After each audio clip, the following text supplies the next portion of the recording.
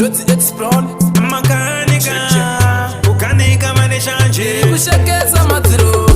Mwana iwe wakatukaze mukati mbero uno baby mutupo wako wakale wanani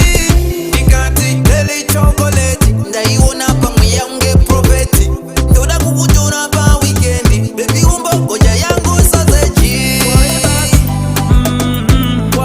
Daily chocolate why bad iwe baby why bad Daily chocolate why bad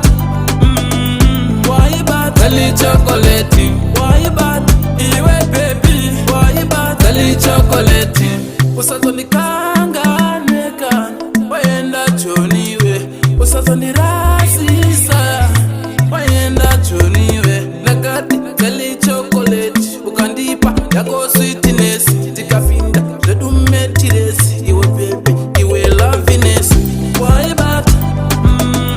why bad Daily chocolate why bad iwe baby why bad Daily chocolate why bad why bad Daily chocolate why bad iwe baby why bad Daily chocolate Mwana iwe wakatukaze mukati mbero uno baby mutupo wako wakale wanani